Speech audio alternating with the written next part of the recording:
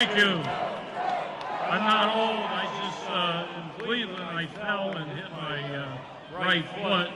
Still hurting. But fight against illegal immigration right here in Phoenix, in this building. Think of that.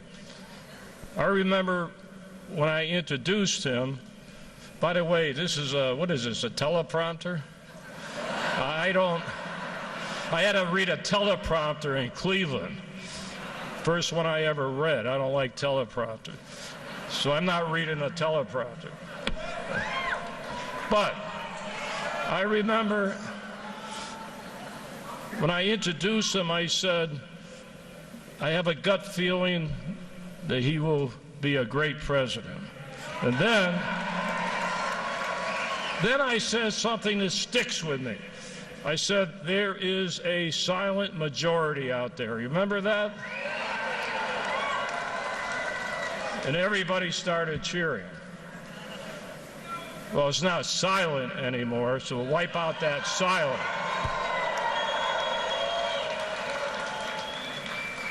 I'm very proud of Donald Trump for what happened today when he took a trip to Mexico City, invited by the president of Mexico.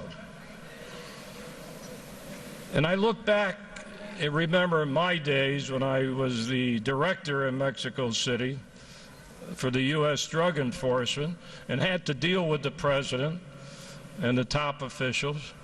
Sometimes it wasn't nice, but we were still able to talk, mutual respect, and sometimes that's how you get along.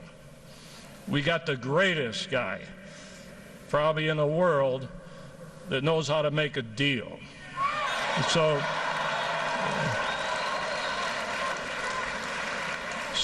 I'm sure he probably made a few deals in Mexico City, but he's not going to give away the United States of America. And he's going to stick to his guns. Let me tell you something about Donald Trump. I've associated with many people running for president, but this guy is different.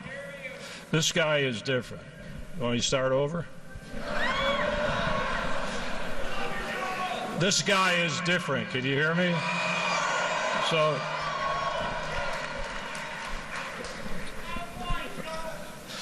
much different.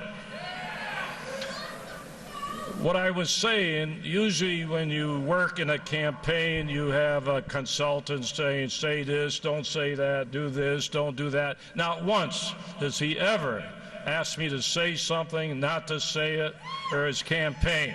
So he is very comfortable with himself. Now, let's get to Hillary.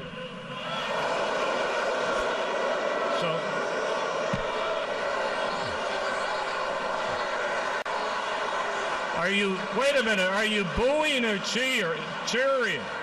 What is it? Okay. Now, I heard her say something today that makes me very angry. When she said he ought to be more concerned, Donald Trump, with Arizona than Mexico. Doesn't she know that all the drugs and illegal immigration comes from Mexico? Should we not be concerned about Mexico? Should we not be concerned about telling the government to stop flooding our country with drugs and heroin and illegal immigration? That's how you solve the problem. You do it over there before it gets here. One thing I learned in my international experience in many different countries, that the Secretary of State next to the President is the most important government official that has to deal with international affairs. Where has she been when she was Secretary of State? How many times did she go to Mexico and the President? How many times? And it's not that much of a trip. Donald Trump made it, I believe, in 2 hours. Of course, he's got a nice airplane, probably better than Air Force One, but that's okay. He'll have to be downgraded when he becomes the president. So don't go around blaming everybody else when you're the former Secretary of State about Mexico. Why is it that they did not concentrate on Mexico? Go there often. Deal with the Mexican officials. Talk about the drug traffic. Now, Donald Trump wants to build a wall. A lot of people, you know, they're getting a little chicken these days. Well, who's going to pay for it? Okay? Now, quite frankly, I don't really care who pays for it. Let's get it built. And if Mexico does not want to pay for it, they're going to have to pay anyway. I'll tell you how you do it. You take away their foreign aid and take that money and build a wall. Very simple.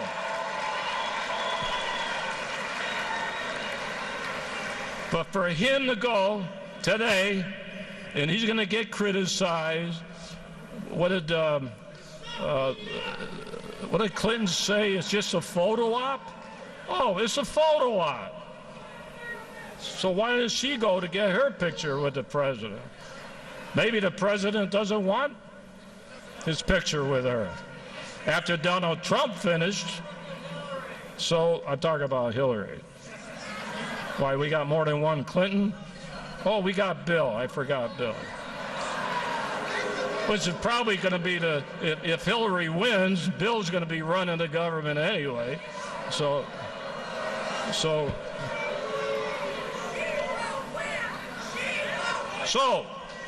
I'm going to get back to this building, 13 months ago, that Donald Trump did something, and I'm not going to say how it's going to turn out because I know he's going to get elected, but he did one thing. He opened the door for illegal immigration. Nobody wanted to touch this problem. That would have gone away. I guarantee you, if he didn't mention it, no other presidential candidate would be talking about it. You wouldn't be here today. It would not still be a big issue in this country. So you got to thank Donald Trump for opening the door for this problem. So, and another thing, Donald Trump, you know, I got a little personal thing, but I've been fighting this drug problem for 55 years. Not going to give up on that one.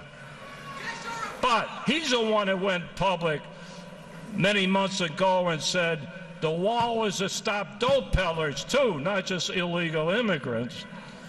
When he was up in New England, where I'm from, New Hampshire, they were concerned about the heroin. That was their main concern about heroin. We have overdoses in this country, destroying our young people, and the dope is coming from Mexico. So don't tell me that that border is secured. And everybody's talking about 13 million people. I can go on, but let me tell you one thing. You know, we run a pretty big jail system here. 8,000 people in jail that are there for they're illegals, but arrested for other charges. We turn them over to ICE. 39% have come back to the same jails. One guy came back 24 times. So don't tell me that the government today are deporting all these illegals. They're letting them back on the streets to continue violations of the law. So think of that. We have a war on cops. Now, I'm a veteran. I've talked to Donald Trump many times. I know what comes from his heart. He loves the cops. He loves the military. He loves the veterans. He loves all of you, too. But I'll tell you one thing. When he becomes president, they're going to wipe out these problems, the crime on these streets. And when you burn a building down, they ought to be locked up and not worry about being politically incorrect. Lock them all up and throw them in jail. That's what you do. That may seem tough, but we have to do something. We got cops being killed. We have politics involved. They call the Justice Department when they see a video. They don't even give the cops the benefit of the doubt, this administration. So we got to get back and defend our police, defend our country. And I know I'm got to close this thing right now, so I'm going to close it and say, make sure that you work hard for our next president, Donald Trump, and the vice president. So thank you very much. Thank you.